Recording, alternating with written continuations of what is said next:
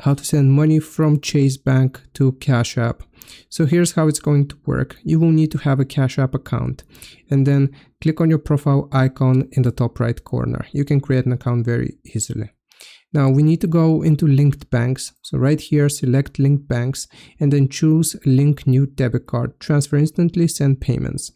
So right here, we're going to click on link new debit card. And again, we're going to confirm it.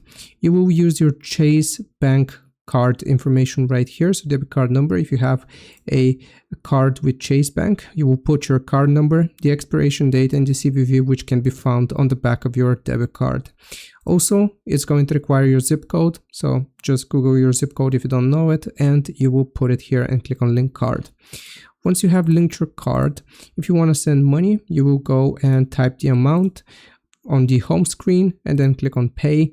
And here you will need to go and choose the recipient, so you can either sync your contacts or type their cash tag, email, phone number, or their name directly, and you have the option of scanning their QR code as well. So you will need to type their information here. Then you will just go and select the person you want to go and proceed with the payment for. You will click on review here and just go through the prompts, and that's how you send a payment from Chase Bank to Cash App. Hope this video helps. Leave a like and sub. I'll see you next time.